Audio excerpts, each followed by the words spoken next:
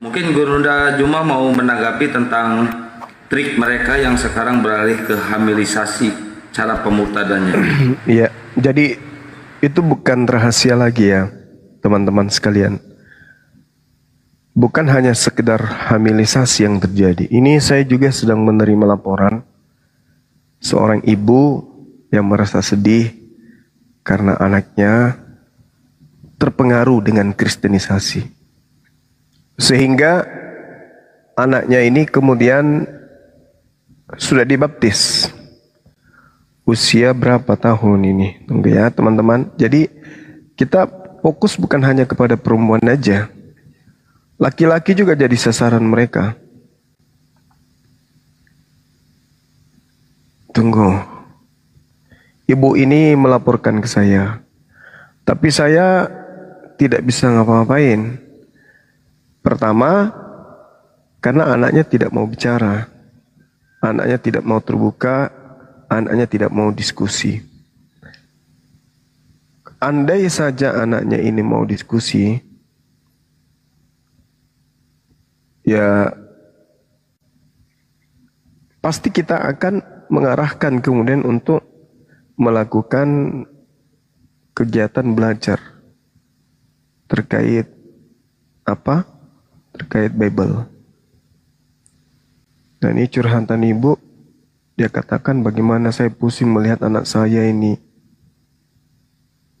Karena susah diajak komunikasi. Dan dia sudah terpengaruh oleh teman SMA-nya. Gurunda, mohon maaf, banyak yang protes tuh di bawah. Suaranya kecil katanya. Suara saya kecil ya? Iya, tuh pada protes di bawah. Kok bisa? Masih? Nah, sekarang aman. Masih kecil? Udah keras Gurunda. Udah bagus. Ya.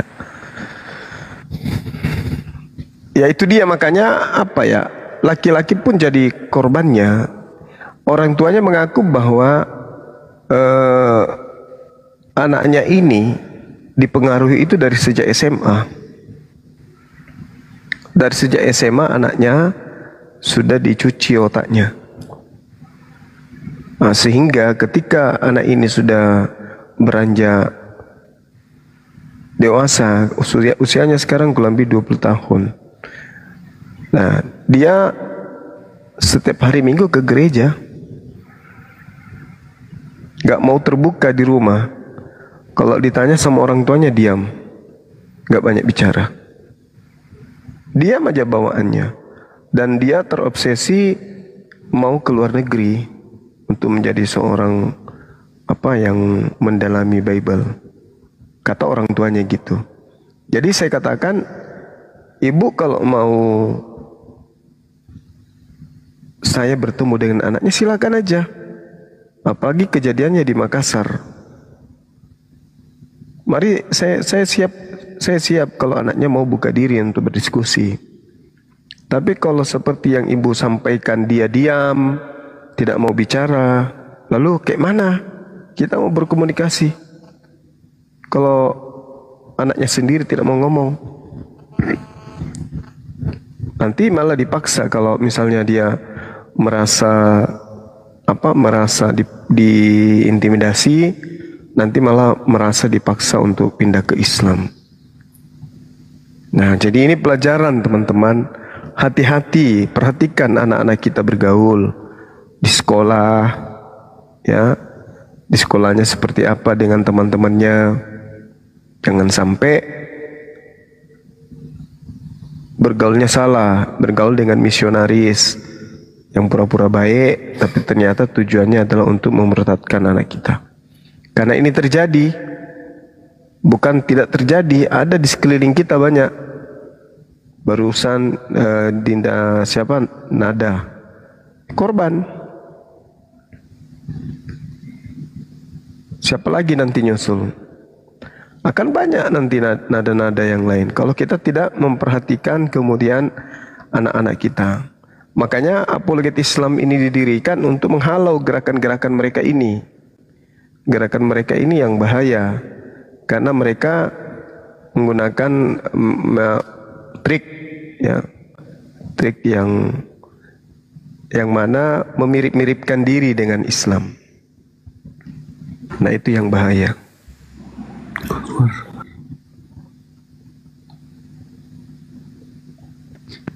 Jadi gimana caranya ya Gurunda supaya nih setiap orang tua ini lebih waspada nih terhadap anak-anaknya nih, kok sampai bisa kecolongan gitu? Ya, kita harus ini sering-sering mengadakan kegiatan kayak begini, sosialisasi, supaya anak-anak itu tidak terjebak. Orang tua juga peduli dengan lingkungan teman-teman, anak-anaknya dengan teman-temannya. Jangan dibebaskan begitu saja. Apalagi kalau sudah memiliki teman akrab, ya, akrab yang berlebihan, yang beda akidah gitu. Itu bukan dilarang, tapi dinasihatin sudah sejauh mana temannya. Kalau mengarah ke sini atau dia ajak bertemu dengan orang yang lebih dewasa, diajak ngobrol membahas tentang hal-hal keagamaan, membanding-bandingkan Islam Kristen, nah itu harus dihindari. Karena kenapa? Mereka membanding-bandingkan itu, ya banyak trik yang mereka gunakan. Seperti si Lina Wijaya, coba lihat bagaimana Lina Wijaya mampu kemudian membuat orang yang tadinya berhijab kemudian ya bisa jadi lepas hijab dan melakukan kegiatan nyanyi-nyanyi lagu rohani gereja. Itu yang terjadi. Padahal itu kan sebenarnya nggak harus terjadi. Kita harus jujur. Mengajarkan agama kita itu harus dengan jujur. Kalau benar ya benar. Sesuatu yang salah pasti diajarkan dengan cara yang tidak benar. Dari situ aja kita sudah ketahuan agama ini visinya, misinya seperti apa. Itu kita lihat dari caranya disampaikan, diajarkan ke orang banyak. Gitu. Teman-teman. Artinya mungkin kita ini ya, terutama ibu-ibu ini ya, saudara-saudara yang netizen, jangan terlalu anak-anak kita ya, harus kita pantau gitu ya Gurunda ya, dengan siapa dia bergaul. Iya, betul, dipantau. Jangan dibiarkan begitu saja.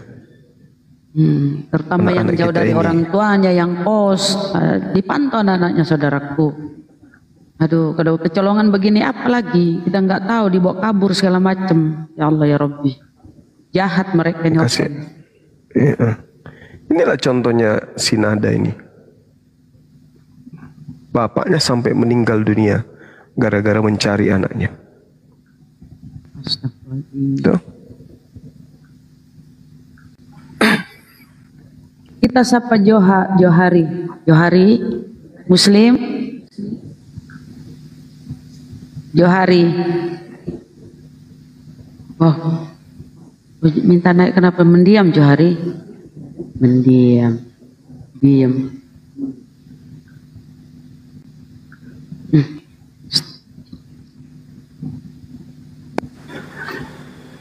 Ya, seharusnya orang-orang tua kita itu, ya sebagai orang tua lah kita ini harus sangat khawatir terhadap anak kita, terutama bab kewajiban menjalankan sholat.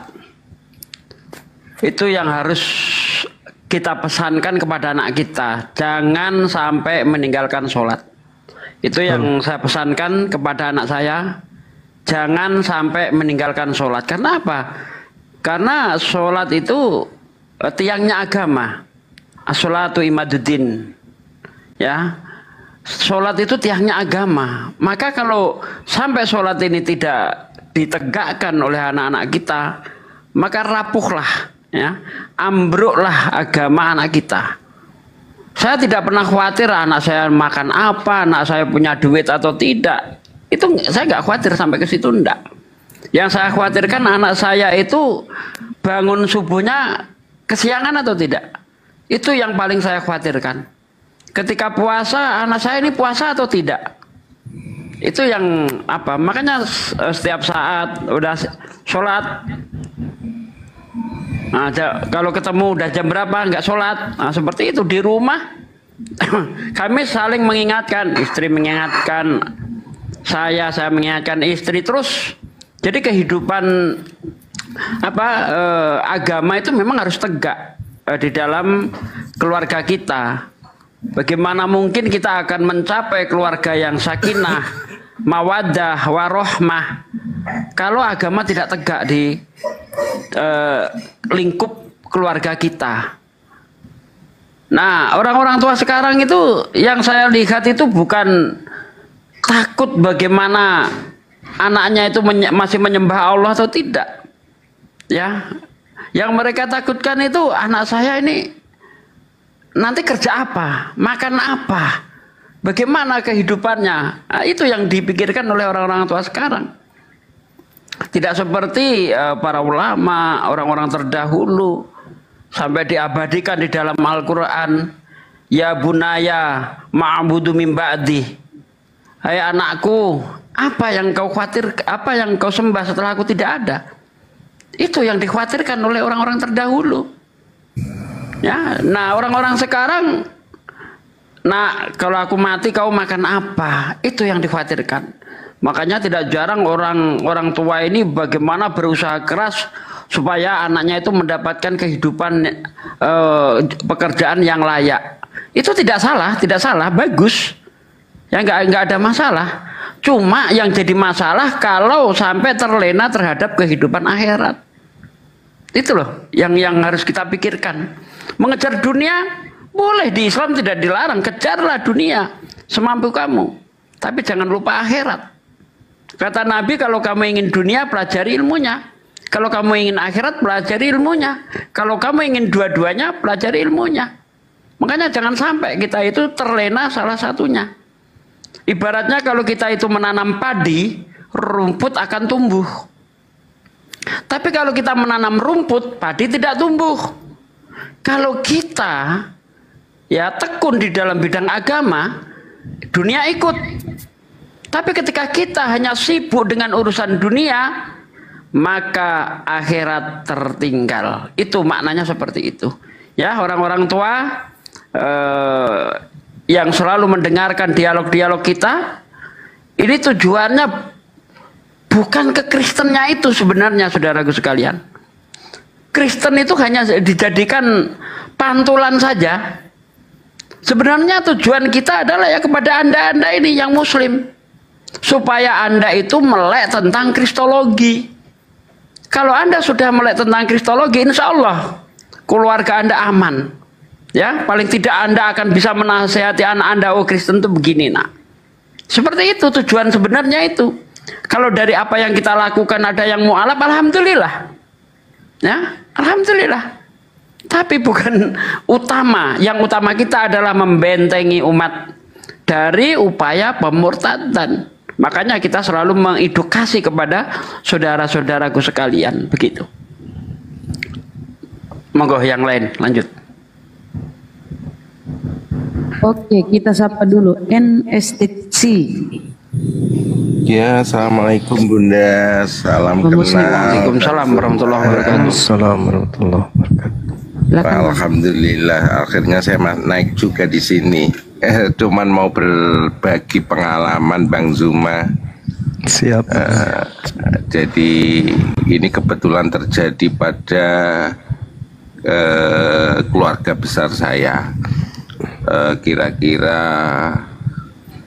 15 tahun yang lalu. Sedikit saya cerita, ketika saya belum menikah, pada waktu itu saya masih ikut om saya. Ya, om saya ini insya Allah sudah secara ekonomi luar biasa memang di Jakarta. Kemudian dia juga sudah berangkat ke sana, ke Mekah. Salah satu putranya juga disekolahin di sekolah yang yang tidak perlu saya sebut, artinya anunya menjurus kepada agama. Kemudian sebelum, jadi kejadiannya begini Bang Juma, salah satu sepupu saya ini pada waktu itu ketika pacaran, ada 2 orang waktu itu yang saya tahu, anaknya om saya ini. Saya nggak tahu pada waktu itu kenapa memilih yang si B, sementara yang A walaupun secara ini kurang cerdas, tapi si B ini saya kurang setuju karena dia Katolik pada waktu itu. Nah, yang jadi persoalan pada waktu itu adalah dia mau masuk ke menjadi mu'alaf. Nah, om saya menyalahkan om saya begini pada waktu itu. Kenapa pada waktu itu tanpa sepengetahuan kita, tanpa sepengetahuan ini, kebetulan waktu itu saya sudah menikah, tanpa sepengetahuan istri saya. Artinya kenapa saya bilang istri saya ini kebetulan dulu aktivis di Karim Oi, Bang Zuma. Karim Oi itu mualaf Cina yang ada di Lotse. Dulu aktivis di situ. Nah, singkat cerita mereka menikah secara Islam. Nah, pada suatu saat saya diminta om saya setelah mereka menikah ke tempat sepupu saya ini, ke rumah sepupu saya ini. Kemudian ketika sampai di rumah sepupu saya tanya, ibu kemana? Sama pembantunya. Loh, ibu ke gereja. Loh, kaget saya. Akhirnya saya secara diam-diam, cuma saya takutnya om saya kaget secara ini, saya nyampein ke om saya yang lain gitu. Akhirnya kita selidiki, pada waktu itu kok bisa dia masuk kok bisa dia sampai sudah dibaptis segala gitu kan. Nah, usut punya usut, salah satu anak om saya yang sekarang juga sudah almarhum, yang laki-laki itu jadi saksi dan dikasih uang segelintir uang pada waktu itu, kalau nggak salah yang saya dengar itu 50-an juta untuk jadi saksi pada waktu di gereja. Saya juga kaget kok bisa sampai segitunya. Ya qadarullah, alhamdulillahnya sekarang ini belum lama, kira-kira 5 tahun yang lalu, yang laki-laki itu sekarang sudah meninggal karena gula. Dan sekarang yang sepupu saya sudah kita tarik dan kita kita muslimkan lagi, bahasanya seperti itu Bang Yuma. Cuman saya masih bingung jujur dengan anak-anak mereka ini, karena mereka masih berhubungan dengan kalau bahasanya dengan nenek-neneknya mereka yang laki-laki, dari laki-laki ini. Begitu Bang Yuma, curhat aja sekedarnya Bang Yuma. Itu yang saya alamin Bang Yuma. Iya, kasus-kasus begini tuh banyak Bang terjadi. Iya. Banyak sekali terjadi. Makanya korban berjatuhan di mana-mana tentang gerakan-gerakan ini, karena mereka jadikan itu sebagai amanat agung yang harus mereka laksanakan. Sehingga bukan hanya personil aja, tapi memang secara lembaga. Kita lihat aja kitabnya itu memang diterjemahkan ke Islam-Islaman itu karena mengikuti masyarakat setempat yang mayoritas. Mereka harus kemudian memperlihatkan ya sisi mereka untuk nampak seperti kita yang ada, yang mayoritas ini. Karena itu adalah trik mereka untuk mencari pengikut gitu Bang. Jadi kalau kasus-kasus seperti yang Abang lakukan ini, kasus noise, itu banyak terjadi di mana-mana. Tapi satu kesyukuran karena umat Islam sekarang itu sudah melek. Bahkan guru-guru kita ini ada beberapa ulama yang sempat komunikasi dengan kita, para kiai, yang tadinya nggak tahu kalau di dalam kitab mereka itu Tuhan kita itu diperlakukan seperti itu. Maksudnya nama Allah itu mereka gunakan dan mereka tempatkan pada tempat yang tidak seharusnya, dan membuat mereka para ulama ini merinding mengetahui, setelah mereka mengetahui bahwa di kitab mereka itu ternyata disebut Tuhan kita itu seperti itu adanya. Makanya dengan adanya kisru yang terjadi beberapa hari ini, ya para ulama itu seakan-akan terbangun semuanya. Oh gini toh mereka, oh begini toh. Sampai ada yang berencana beli Bible, rencana untuk melihat apakah betul dan mempelajari di dalam. Oh, ternyata selama ini apa yang kalian gaungkan di sosmed itu ternyata betul. Kupikir kalian itu cuma mengisi waktu aja, ternyata benar-benar ya. Oh ya iya. Lihat aja kondisi teman-teman kita yang tadinya Islam tiba-tiba menjadi murtad, tiba-tiba meninggalkan Islam karena itu.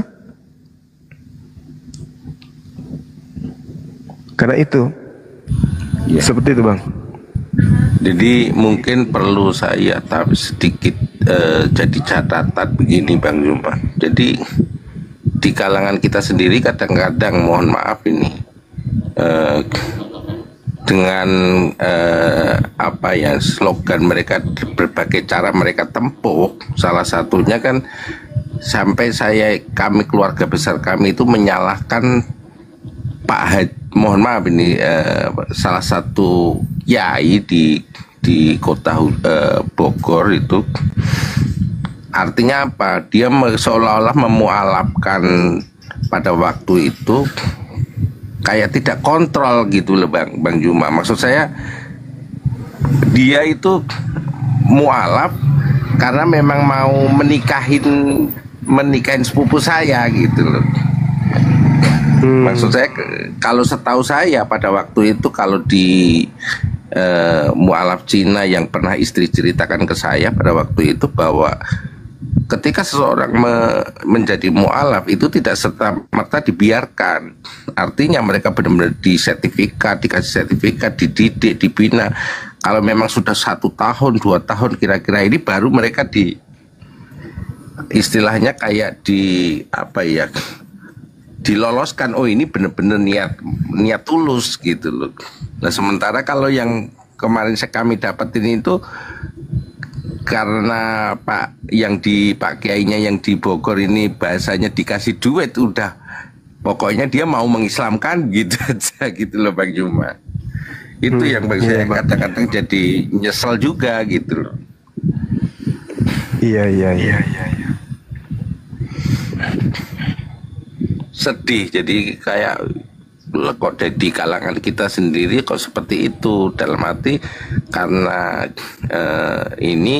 karena fulus sehingga dia mau mengislamkan, padahal di balik itu semua kan kita harus tahu niat dan tujuannya apa gitu secara benar-benar. Nah ini yang perlu kita mungkin teman-teman cetuskan juga, artinya kira-kira supaya kita bisa menentukan bahwa ini memang benar-benar tujuannya bukan karena hanya sekedar menikah, tapi ternyata setelah menikah kan yang terjadi kan selanjutnya kan tiba-tiba sepupu saya ditarik ke sana. Saya kaget pada waktu itu seperti itu Bang Yumat. Oh iya Bang. Iya Bang. Banyak terjadi itu Bang.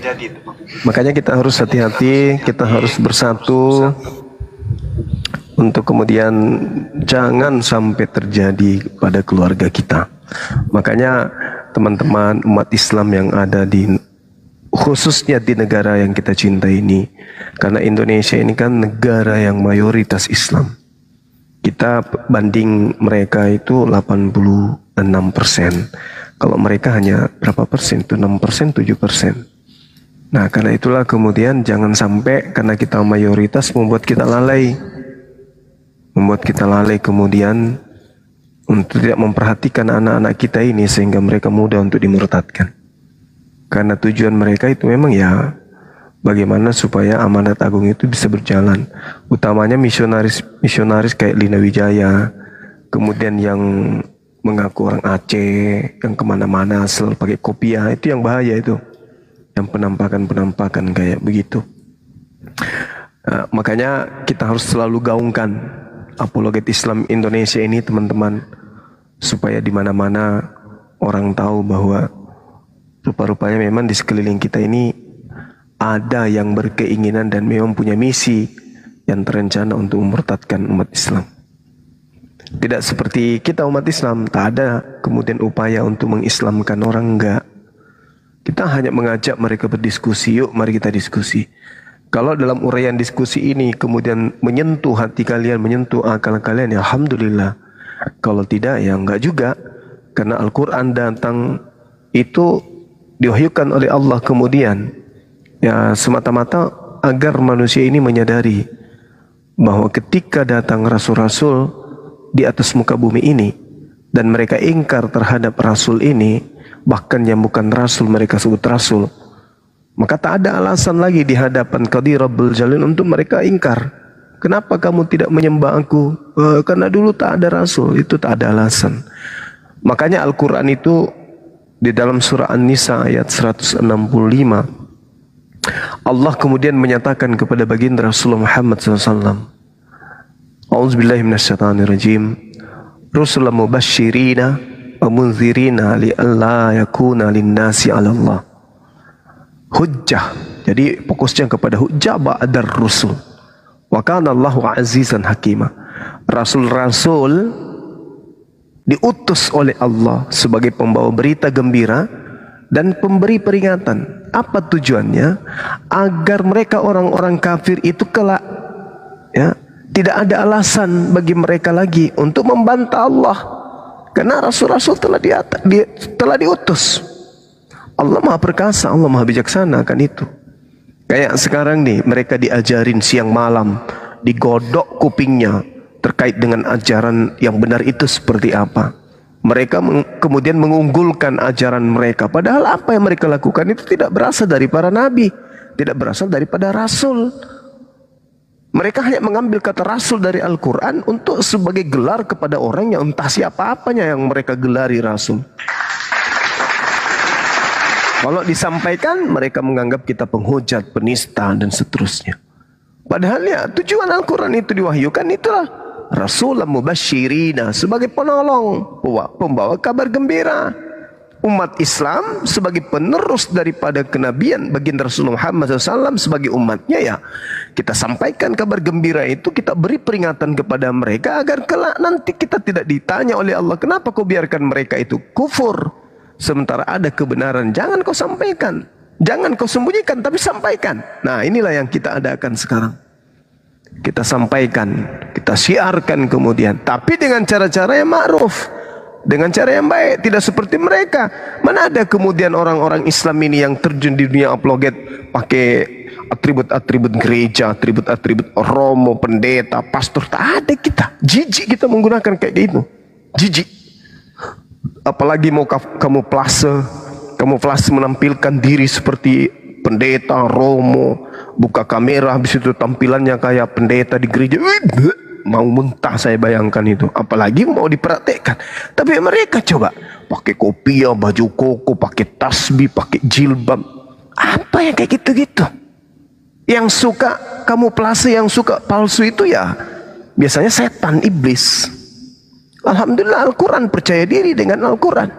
Masjid-masjid ada toah di mana-mana. Diberitakan ayat suci yang ada di dalam Al-Quran. Tapi kalau mereka ngumpet, tapi giliran lorong ke lorong bisikin orang kayak kerja setan.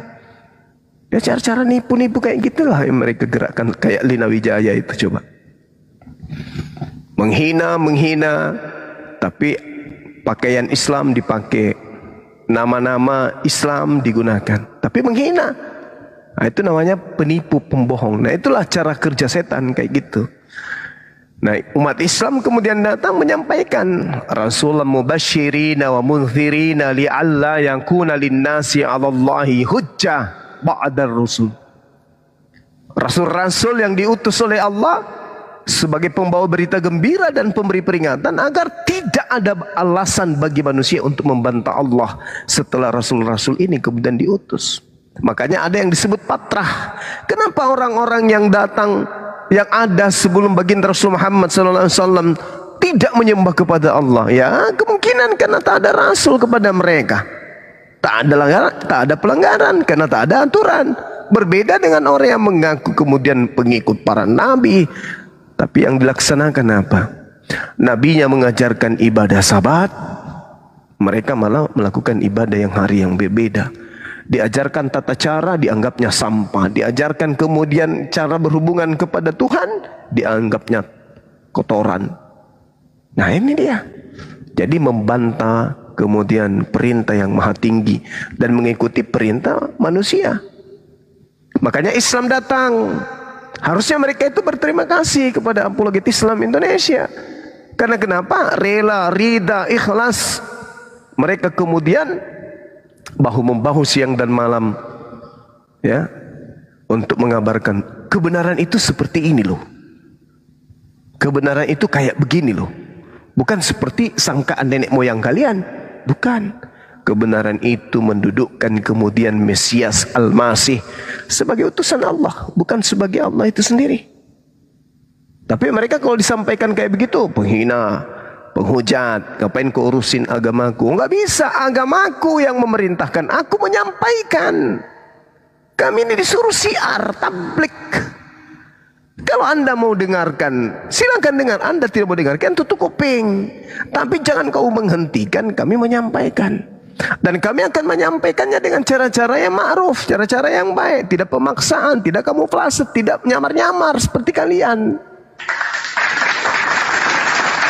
Coba ada nggak di antara kami apologet yang menggunakan kemudian atribut masuk ke gereja? Ada nggak? Tak ada itu. Bleh, memuntah rasanya, bayangkan. Mana mau kita? Tak ada di Islam cara-cara kayak begitu. Tapi kalau mereka, wah, dibuatnya mulutnya sepas mungkin, penampilannya, wah, ustaz,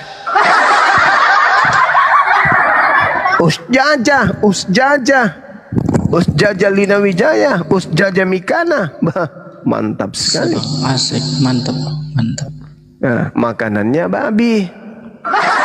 Betul, Bang, betul. Pakai jilbab, makanannya asu.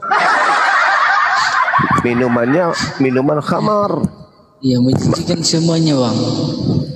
Ya itu dia, kami jijik sebagai umat Muslim. Betul, Bang, betul. Lihat perilakunya kayak gitu, kami jijik. Iya, Bang. Betul itu, Bang. Oke, saya kira gitu, teman-teman. Silakan diambil alih. Roni ke Kristen, Kak. Ya. Silakan. Kenapa yang kau mengiyakan? Apa kau sudah tersadar? Silakan. Iya, Kak. Ada satu pertanyaan ini, Kak. Kalau di masjid itu, Kak, kenapa dibikin di mana-mana itu, Kak, di sholat ya, gitu kali memanggil gitu kali Tuhannya, Kak, pakai shout yang gitu kali shoutnya, Kak. Itu aja. Ngomong apa sih, Bang? Kenapa pakai bersap-sap itu kalau lagi sholat ya di masjid berjamaah? Betul, Kak. Silakan, Bunda. Iya. Itu aja pertanyaan, Kak. Kenapa gitu kali tinggi? Gimana setiap sore, pagi? Udah, Ron, mau dijawab, Ron. Silakan, Bunda. Biar dia curhat dulu. Sakit kuping. Iya. Besar kali suaranya, Bang. Iya. Noise-mu tinggiin, Bang. Noise-nya kurangi dengan kau ngomong. Lanjut.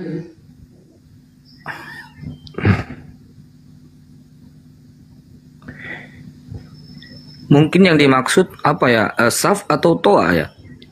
Kurang jelas juga apa yang dia omongin. Ya itu dia, makanya iramanya ekonya terlalu tinggi, Bang. Dikecilin aja, sedikit aja ekonya.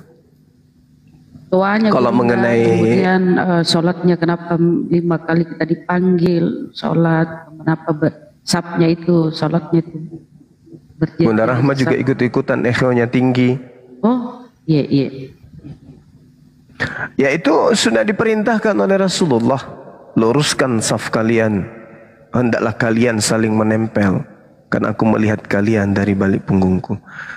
Itu salah satu kemudian tata cara ibadah di Islam memang harus kayak begitu. Itu aturannya. Karena diperintahkan ya kami lakukan. Kami umat Islam itu mendengar lalu mentaati. Tidak seperti kalian mendengar Yesus tapi kalian tidak taati Yesus. Kalau kami enggak, apa yang diperintahkan kami lakukan. Dilarang makan babi, kami enggak makan. Diperintahkan sholat Jumat, kami sholat Jumat. Diperintahkan maghrib, isya, subuh, zuhur, asar, kami lakukan. Kalau kalian apa yang diperintahkan Tuhannya Yahudi kepada Yahudi, kalian ambil kitabnya tapi kalian enggak lakukan.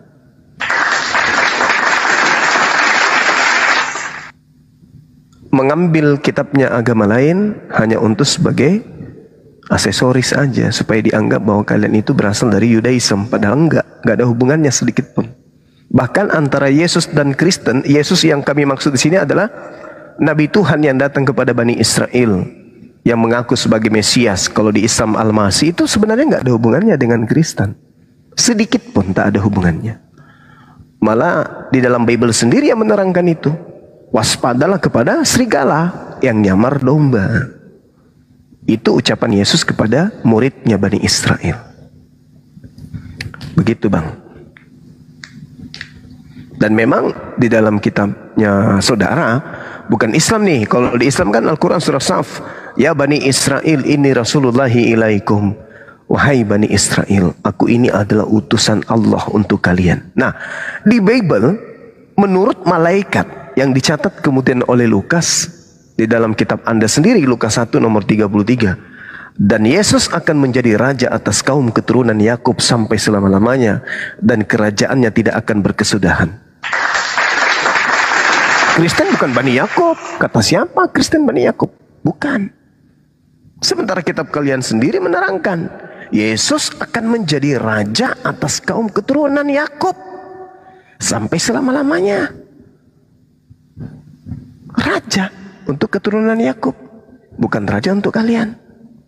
Makanya di dalam pendalaman materi, kalau kita berbicara mengenai kasus tentang penyaliban, yang berbicara di dalam Yohanes 18:36 itu, saya curiga itu bukan Yesus. Kerajaanku bukan dari dunia ini. Loh, sementara malaikat mengatakan Yesus akan menjadi raja bagi keturunan Yakub. Kepadaku diberikan kuasa baik di bumi maupun di langit. Tapi yang disalib mengatakan kerajaanku bukan dari dunia ini. Tapi yang mana yang betul? Dia raja bagi Bani Israel, di mana keturunan Yakub kerajaannya di dunia, bukan di surga. Kerajaan Bani Israel itu di dunia kerajaannya. Sementara dikatakan oleh malaikat dalam Lukas 1:33, Yesus diutus sebagai raja untuk keturunan Yakub sampai selama-lamanya. Sedangkan yang digantung di salib mengatakan kerajaanku bukan dari dunia ini.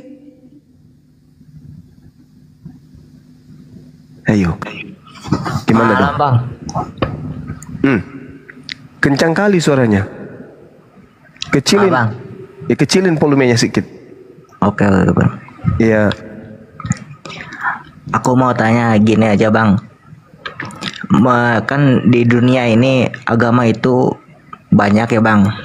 Siap. Terus ada yang berkata begini, semua agama itu benar, semua agama itu satu Tuhan. Berarti tiap agama itu beribadah tujuannya ke satu Tuhan kan? Misalkan gini, cuman beda nama doang atau gimana bang? Kan di Islam Allah, Allah.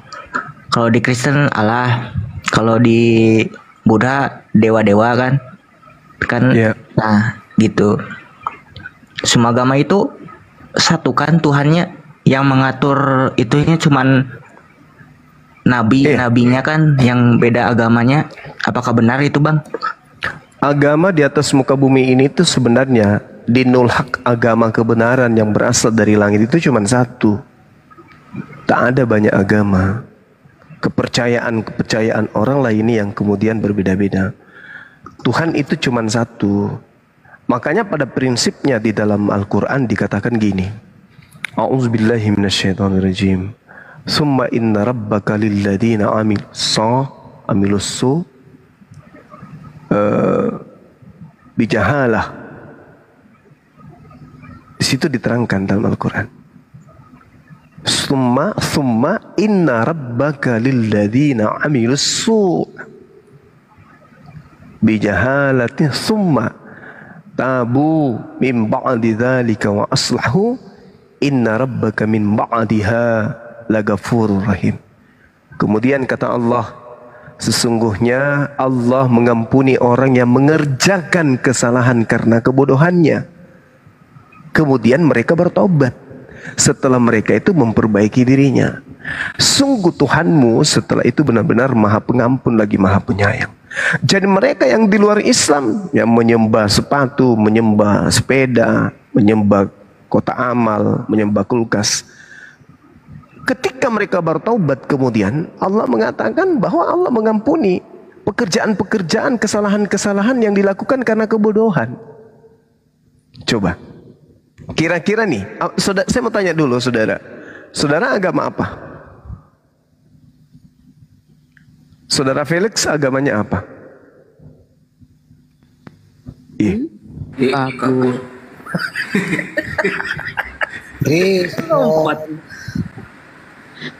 cobalah, Al-Quran itu mengatakan seperti itu. Summa inna rabbaka lilladina amilus su. Orang yang kemudian jahil, orang yang kemudian bodoh, ketika mereka menyadari kebodohannya, menyadari kesalahan yang dilakukan karena kebodohan, kejahilan, lalu mereka bertobat, Allah ampuni, Allah terima. Artinya di luar Islam itu jahil. Di luar Islam itu ya jahil menurut Al-Quran. Di luar Islam itu bodoh. Terkait dengan akidah ya, bukan terkait dengan hal-hal yang lain, terkait dengan akidah. Berbicara mengenai konsep Tuhan, di luar Islam itu kata Al-Quran jahil. Mereka jahil karena mereka melakukan kesalahan karena kebodohan. Itu karena bodoh mereka, bukan karena pintar. Kalau umat Islam menjadi Islam, orang di luar Islam kemudian menemukan Islam dan menyembah kepada Tuhan yang memperkenalkan dirinya melalui Al-Quran, pasti orang itu cerdas, pasti orang itu pintar. Pasti orang ini kemudian melalui proses penalaran akal sehingga mereka bisa menemukan Tuhannya. Berbeda dengan yang koar-koar di luar sana, menghina Allah, menghina Rasulullah, ketika ditanya yang mana yang Tuhan di antara ketiganya, bingung. Sehingga muncul istilah apa? Cincin ini 100% emas, 100% karet. Bodoh, jahil. Jahil. Kenapa dia mati? Oh, karena dia adalah separuh ayam. Kenapa dia hidup? Ya karena dia separuh PLN. Jahil, bodoh. Nah, orang-orang yang bodoh kayak begini kata Allah, sungguh mengampuni orang yang mengerjakan kesalahan karena kebodohannya. Ya makanya ya kita harus tabligh, kita harus syiar, kita harus menyampaikan. Ini kewajiban. Seperti yang saya bahasakan dengan Bang Handi. Saya berdua dengan Bang Handi membacakan ayat suci Al-Quran.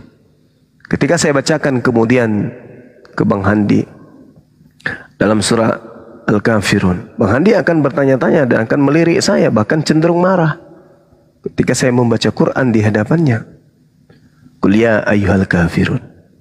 Aku katakan kepada Bang Handi, hai orang kafir. Bang Handi lihat saya, kok bisa kayak gitu kau bilang aku kafir? Ku lanjut ayatnya, la a'budu ma ta'budun. Bang Handi tengok, semakin emosi. Aku tidak menyembah apa yang kamu sembah, Bang Handi. Wala antum abiduna ma a'bud. Kamu juga bukan penyembah apa yang aku sembah. Bang Handi tambah marah. Karena ayat ini sejatinya harus disampaikan kepada orang-orang jahil. Bukan disampaikan, bukan hanya sekedar disampaikan sebagai pedoman akidah kepada umat Islam, Tapi kepada orang kafir yang harus kita sampaikan. Tapi dengan cara-cara yang baik. Lakum dinukum waliyadin. Bang Handi heran loh. Sejak kapan saya beda agama dengan Anda, kata Bang Handi. Kita kan satu akidah. Artinya ayat suci Al-Quran yang ini harus kita sampaikan kepada saudara-saudara kita. Agar mereka mendengarkan, agar mereka tidak tampil ke Islam-Islaman, agar mereka tidak menyembah dewa, tapi mengatasnamakan Allah atau Allah. Nah, seperti itu. Jadi, sahabat-sahabat, saya menghimbau, ayo mari belajar, dan belajar terus perdalam Bible, perdalam Al-Quran, supaya kita bisa kemudian menyampaikan dengan ma'ruf, dengan cara yang baik, dengan cara-cara yang dicontohkan oleh Rasulullah di dalam berdakwah. Tapi ingat kaidahnya kemudian, illal ladzina zalamu minhum. Kepada orang zalim ya kita harus jangan melempem, jangan ngikuti iramanya, kita harus tegas, kita harus keras. Karena hikmah itu salah satu bagiannya adalah keras. Islam ini ditegakkan dengan jihad. Dan jihad itu bisa terbentuk pada diri seseorang ketika orang itu punya karakter keras tegas. Itu. Kalau ada orang yang kemudian tidak bisa melaksanakan itu, tidak ada sifat jihad di dalam dirinya, ya jatuh-jatuhnya kemunafikan. Itu munafik. Kenapa? Karena di luar daripada akidah Islam. Terkait berbicara mengenai keselamatan, ya kita harus satu kata dengan Al-Quran. Di luar Islam tak ada keselamatan. Maka karena kita adalah agama rahmatan lil alamin, kita nggak mau orang ini nggak selamat, maka kita harus menyampaikan seperti itu adanya. Nah, kemarin-kemarin para ulama, para guru-guru kita sudah menyampaikan itu. Mereka sudah tabligh, mereka sudah mendakwakan. Tapi di tengah-tengah kita kemudian muncul orang-orang zalim, para penista, para penghujat dan seterusnya. Ketika kita datang hadir untuk menghalau itu, kita yang dikatakan penghina, penista. Nah, inilah resiko dakwah. Saya kira begitu. Silakan kalau ada yang mau berdiskusi. Kita sambut. Terima kasih. Bri, selamat malam Bri. Selamat malam, assalamualaikum. Ya itu aja, Roni. Aku diem. Roni aja. Masih monitor. Roni. Niro. Nah, silakan. Tanggapi tuh Bang.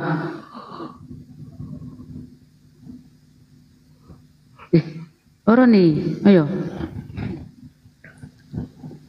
Nawa Haji pisang hijau. Roni kenapa kok diem? Oh, ini kayak orang conge aja kok Roni.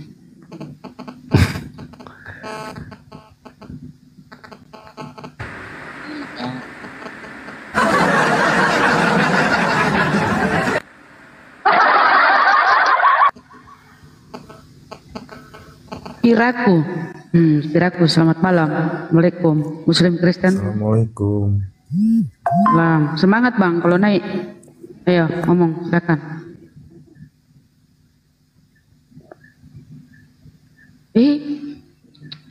Dapat.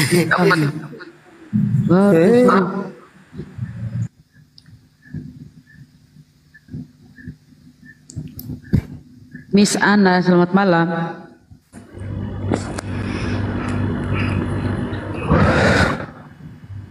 Miss Ana, selamat. Silakan. Kristen, Muslim.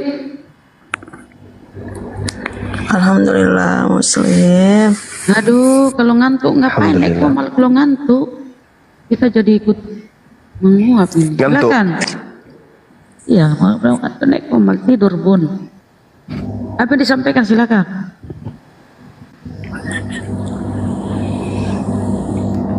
Baru gabung. Aduh ya Allah, mohon maaf ya Bun, di bawah ya. Ini kebetulan nih ada Bang Zuma.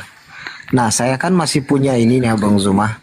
Pakaian-pakaian saya sewaktu saya masih pendeta. Masih ada dasi, jas, kemeja-kemeja saya di masa lalu, sepatu pantofel saya, terus masih ada juga jubah yang biasa saya pakai untuk sakramen, untuk 5 sakramen ya. Kasih Bang Handi.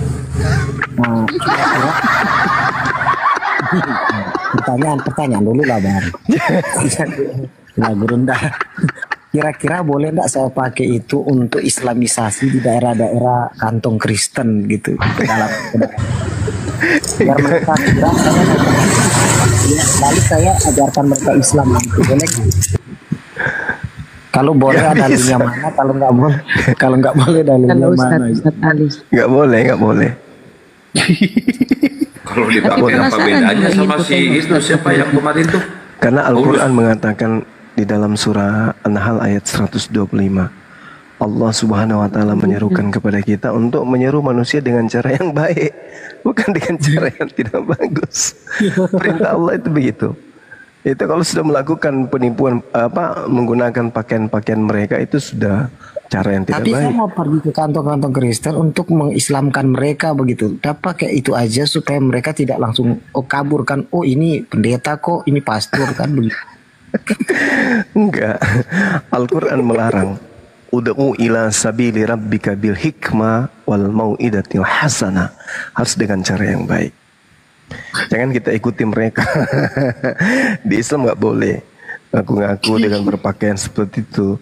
Karena itu tujuannya menipu, tujuannya itu. Meskipun tujuannya baik menurut kita, tapi menurut Allah itu nggak bagus. Karena kenapa? Orang masuk Islam itu orang Islam bukan masuk Islam. Orang Islam itu ibadahnya harus ikhlas. Nah kalau dia tiba-tiba dia masuk Islam dikarenakan karena seorang pendeta, seorang ustadz datang dengan pakaian pendeta, mati meja balas si anaknya orang. Ketipu dia. Tipu.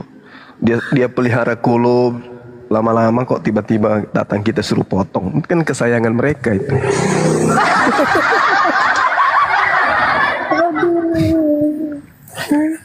Kulub itu aksesoris terindah.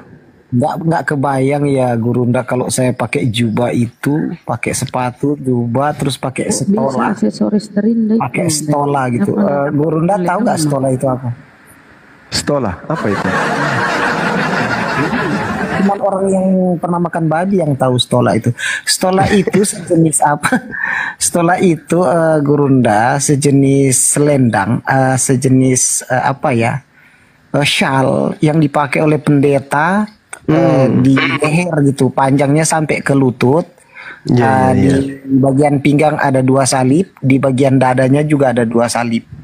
Jadi tergantung kalau kita sakramen baptisan, maka stola yang akan kita pakai itu warna putih. Kalau sakramen kematian yang kita pakai itu warna merah. Kalau kebangkitan warnanya ungu, karena ungu kan kerajaan. Kalau Yesus warna apa asalnya? Warna merah dong. Kan itu pernah dia pakai? Nggak pakai sih, itu kan doktrin. Nggak kebayang ya kalau saya pakai itu, pakai stola sama pakai jubah saya, itu jubah sakramen saya. Terus saya pergi ke kantong Kristen untuk mengajarkan ikro, yakut nafis, watul bari, sulamu taufik. Mana coba itu viral, pasti Ustadz viral tuh. Viral saya. Tahu-tahu mereka masuk Islam semua, saya syahadatkan satu kampung begitu. Tapi mereka bersaksi, puji Tuhan, alhamdulillah saya masuk Islam karena kalau orang sebelah, kalau orang misionaris pada gila, jangan jadi ikut gila ya. Pananya. Kalau Ustadz kita, Ustadz Fadlan enggak. Beliau alhamdulillah mengislamkan ratusan manusia, tetap dengan menggunakan ala-ala ulama. Iya. Nggak sorban malah beliau nggak pernah lepas. Ribuan itu, bukan ratusan, ribuan. Sekali syahadat aja 3.000. Satu suku. Nah ya, 3.000. Karena kenapa orang-orang kepala sukunya udah ditangkap duluan, gimana kepala anggota sukunya nggak mau ikut. Maksudnya saya begitu nggak kebayang gitu loh. Saya masih pakai jubah sakramen sama stola terus ngajarin ikro gitu loh. Tahu mereka sasar. Ya itulah. Ini alhamdulillah. Alhamdulillah besok itu sudah janjian beberapa hari sih sebenarnya sudah berapa hari itu janjiannya. Selalu saya ini lambat. Nih yang teman-teman kita di Papua, siapa lagi dari AFKN dan juga dari PHBI. Nah, mereka sekarang ini ada di Makassar. Keberadaan mereka ke Makassar itu mengantar jemaat yang mau umroh dan berangkat besok pagi. Mereka datang ke Makassar ini sekaligus ingin kemudian memakaikan kepada Bang Suma, apa itu istilahnya ya, mereka Islam Papua memberikan cenderamata kepada Bang Suma berupa koteka, bukan? Apa istilah itu, berupa mahkota dari Papua. Mereka berikan itu Persatuan Umat Islam Papua diwakili oleh Ketua PHBI. Itu rencana sudah ditunda terus berapa hari. Mereka ingin memberikan itu mahkota penghormatan untuk diberikan sebagai penghargaan. Nanti sebuah ada mahkota dari gelar baru. Nah itu dia makanya. Dan ternyata mereka yang hadir ini adalah ini apa istilahnya, AFKN itu pendirinya adalah Ustadz Fadlan. Alhamdulillah. Nah yang kemudian bermarkas di Ciputat Islamic. Nah kalau PHBI ini ternyata pengurus hari-hari besar Islam yang ada di Papua. Mereka datang selain mengantarkan jemaah untuk umroh, juga mereka memang jadwalkan untuk ketemu dengan Bang Suma. Gitu. Ada Ustadz Muhammad Karet yang dari Papua, beliau yang pimpin. Kemudian ingin memberikan mahkota yang katanya mereka bawa jauh-jauh dari Papua. Sayang kalau tidak bertemu dengan Bang Suma. Ini sudah berapa hari minta ketemu. Makanya saya katakan insya Allah kalau bukan besok Kamis, karena Jumat mereka balik lagi ke Papua. Nanti kita kirim videonya ya atau fotonya pada saat kita diberi mahkota Papua. Ya teman-teman ya. Alhamdulillah teman-teman di Muslim Papua itu ternyata memperhatikan kita juga apologet Islam ini. Mereka sangat bangga kemudian dengan adanya apologet ini, mereka dengan mudah bisa mengetahui pelajaran-pelajaran tentang Kristologi. Nah ini yang menjadi penghubung adalah saudara kita yang memiliki akun WA Nagasja 49. Mudah-mudahan beliau panjang umur, sehat selalu, karena beliau yang punya inisiatif mendatangkan para ustadz dari Papua sekaligus untuk silaturahmi dengan Bang Suma. Satu kesyukuran bagi kita ya. Bukan mahkota duri, nggak mau aku. Bukan Itu mahkota kalau yang Wijaya yang ngasihnya ciri mahkota khas. duri, Gunda. Iya sih. Dan satu kesyukuran lagi, Ustadz Fadlan kemarin itu minta nomor saya melalui ketua umum MCI pusat. Beliau nelpon, Ustadz Fadlan mau berbicara, ya udah. Tapi nomornya sudah ada sama saya juga. Saya tinggal beliau katakan, Bang Suma kalau misalnya ada waktu senggang, suruh beliau WA, aku pingin nelpon. Ada hal penting yang ingin aku bicarakan. Begitu teman-teman, sekedar informasi ya. Gurunda izin, Gurunda, kalau nanti dikasih koteka, kasih ke Bang Handi ya Gurunda.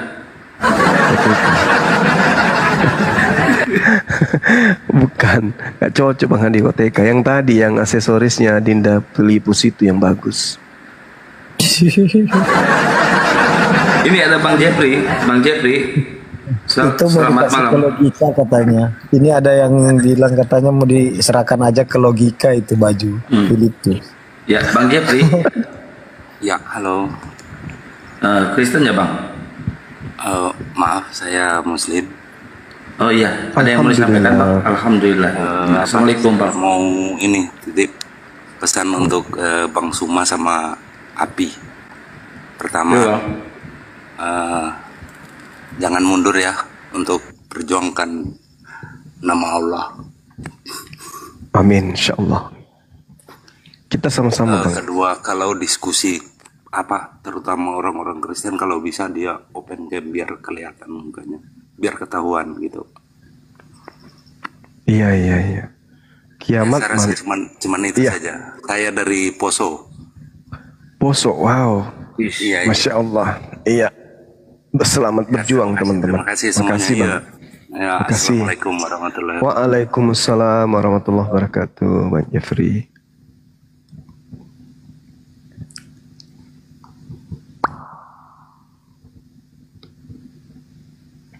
Oke, kita sapa Madi.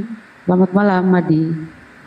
Oke Bang Jeffrey, kita turunkan ya Bang ya. Terima kasih banyak ya dukungannya. Madi, ini kayak nama India. Oh, Kristen, Waalaikumsalam. Muslim. Oh, Muslim. Muslim Bunda, Muslim. Silakan, apa yang disampaikan? Ini kebetulan saya naik, ini ada Bang Suma. Iya, ini kebetulan saya sekampung dengan Bang Suma. Saya dari Palopo Bang. Iya.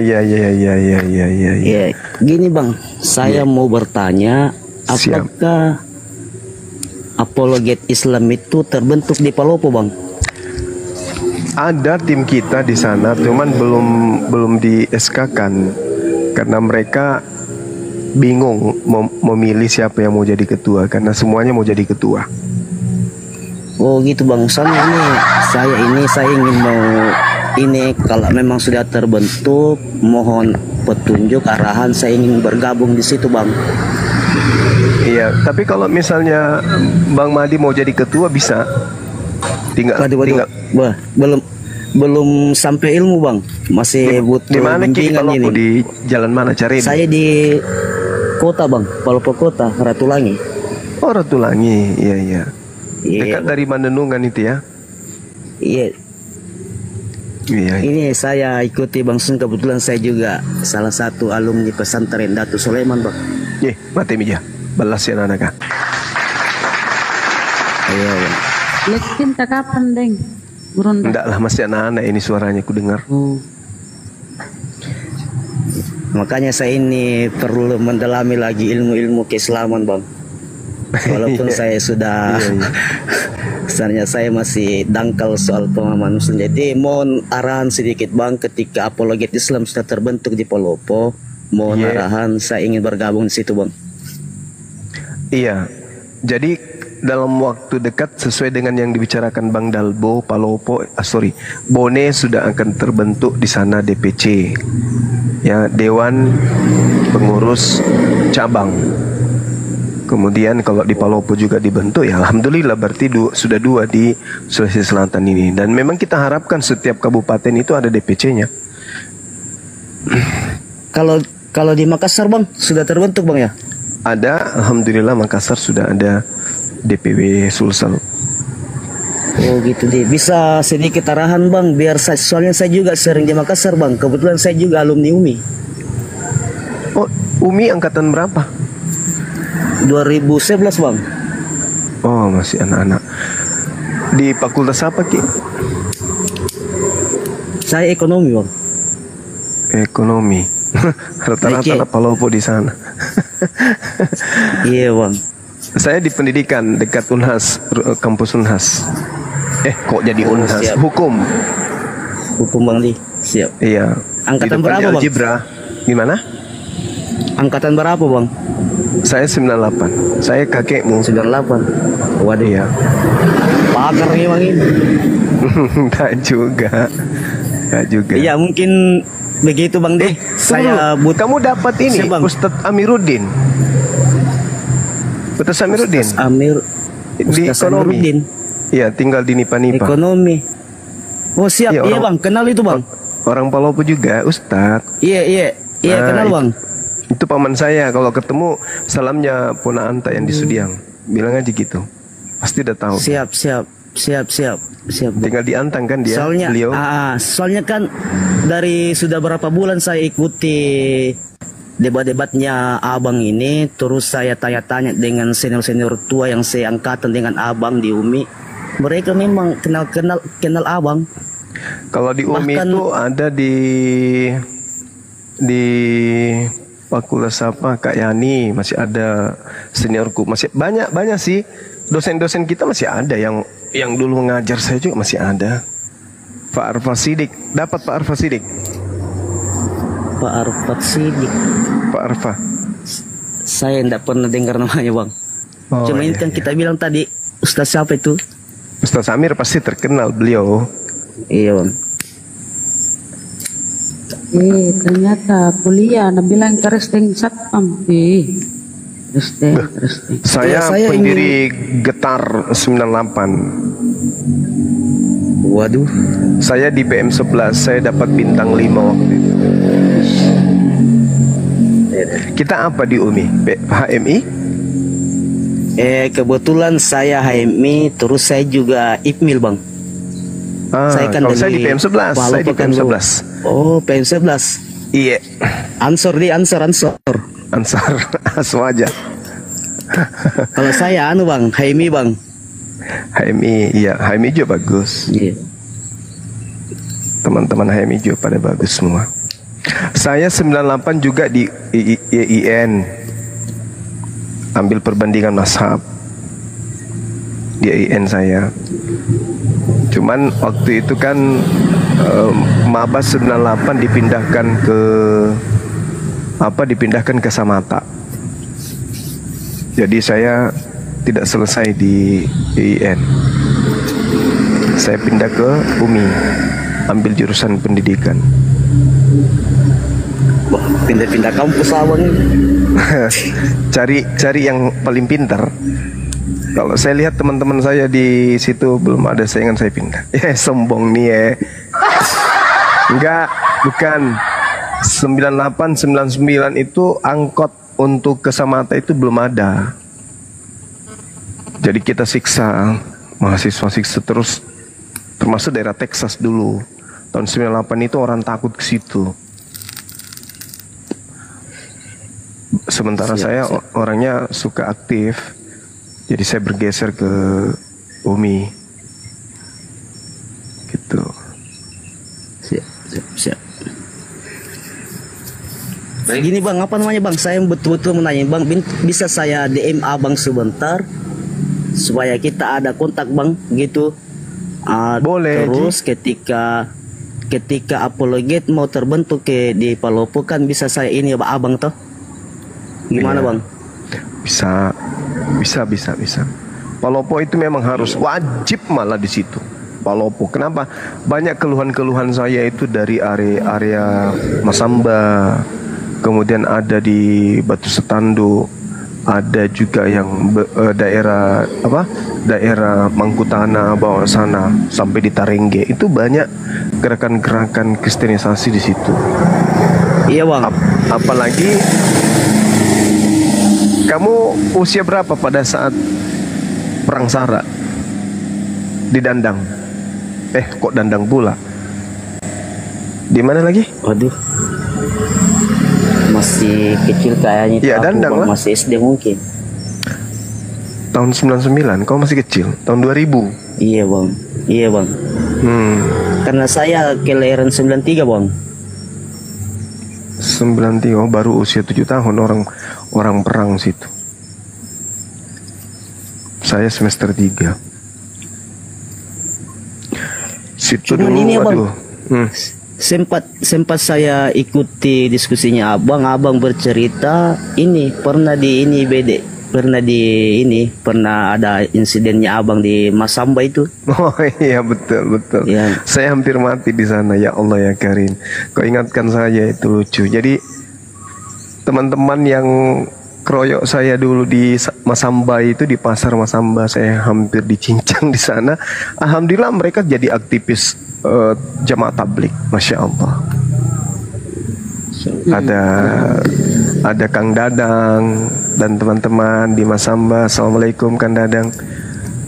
Ya, timnya beliau itu yang hampir saya sempat ditebas. Saya ditebas 4 kali tebasan. Tapi alhamdulillah ilmunya Angling Dharma masih ada waktu itu kan. Jadi berarti nggak sia-sia saya nurunin ilmu ya Gurunda? Iya, enggak, saya kan nggak tahu. Kita anak pondok kan, kita nggak pernah keluar dari asrama. Tiba-tiba tamat, kita ingin jalan-jalan, kemudian ke Masamba, di situ ada permandian air panas. Jadi kita keluar, kita mau ke gunung, nggak ada yang ingat bawa parang.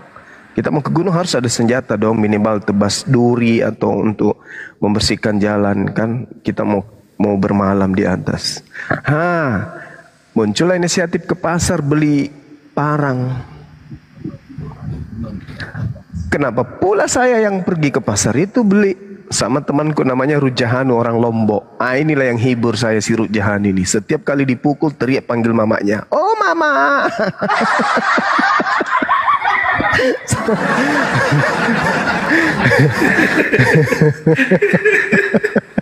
Oh mama itu yang jadi saya itu dipukulin sampai keluar air mata sambil tertawa. Setiap dipukul, habis itu dia teriak-teriak itu pakai bahasa Lombok. Jadi saya tertawa kan. Aduh. Bukan dia dipukul, dia teriak ya? Dia nggak ditanya. Kenapa? Kenapa Bun? Bukan dia yang dipukuli, kok dia yang teriak? Apa ya? Enggak, dia juga dipukulin juga. Udah kayak dipukuli. Saya Bunda Rahma waktu itu sudah dikasih baring, sudah main di lumpur, habis itu dikencingin sama massa di situ. Astagfirullahaladzim. Bagaimana kita mau melawan tangan kosong? Jadi ceritanya gini, singkat cerita saja ya. Saya jalan kaki tinggalkan rombongan, berdua kami. Namanya masih SMA kan, masih semangatnya. Masuk ke pasar, beli parang.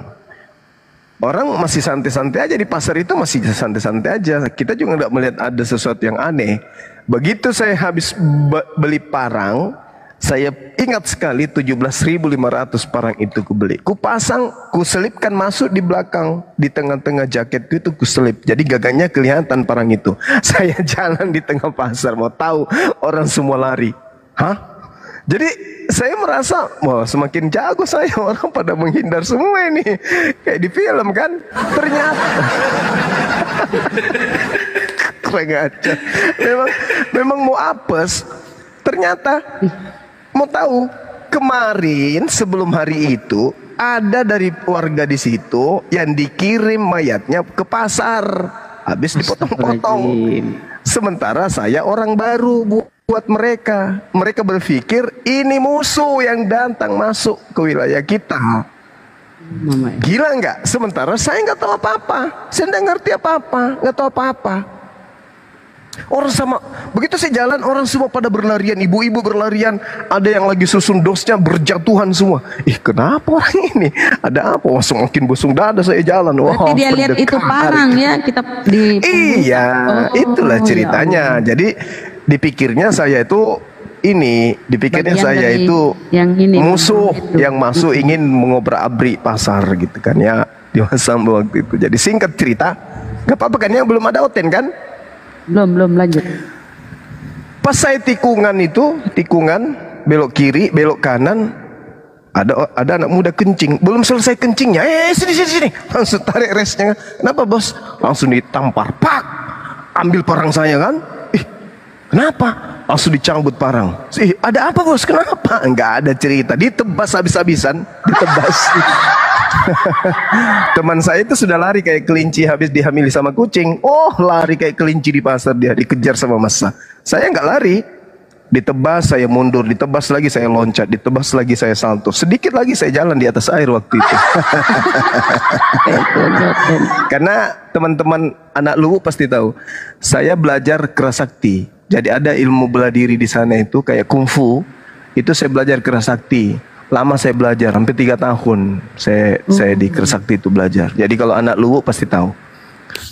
Kita peragaan setiap 17 Agustus, anak-anak Kerasakti itu peragaan di kantor di depan kantor kecamatan setiap 17 Agustus.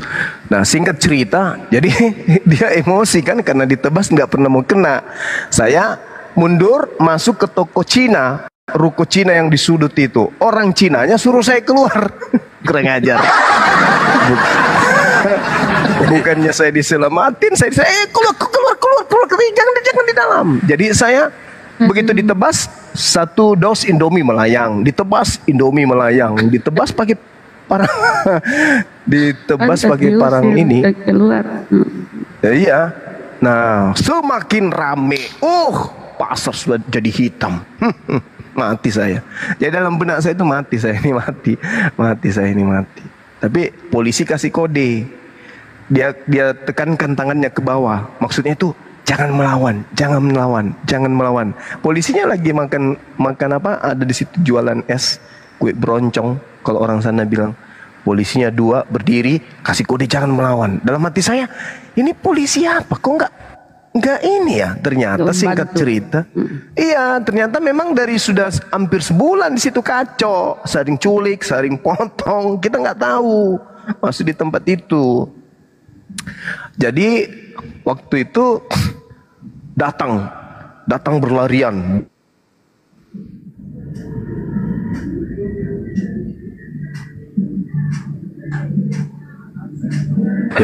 Suaranya hilang.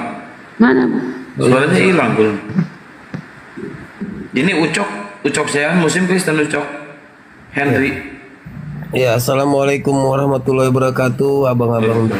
Waalaikumsalam. Ya, Muslim ya, Bang Ucok ya. Iya. Ini Bang Henry, Muslim Kristen Bang Henry. Assalamualaikum warahmatullahi wabarakatuh. Waalaikumsalam warahmatullahi. Oh, kena report kali Bang Juma. Kena report itu. Ada yang mau disampaikan Bang, silakan Bang. Ya Bang, sebenarnya saya salam salut itu untuk Abang Zulkifli, Bang Juma. Terima kasih untuk host dan teman-teman seperjuangan di Apologet semuanya.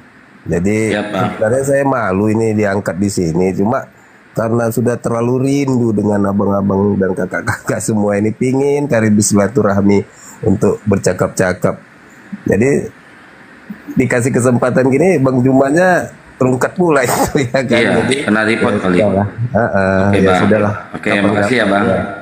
Salam kenal lah semuanya. Siap. Saya dari Medan.